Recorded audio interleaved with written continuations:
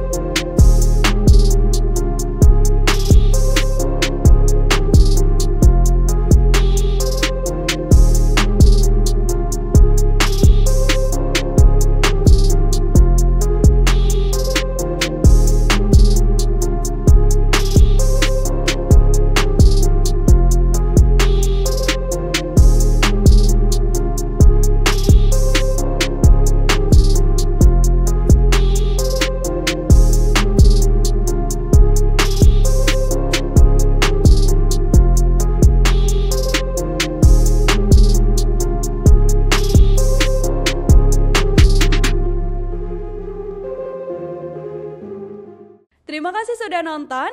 Jangan lupa like, subscribe, dan share ya.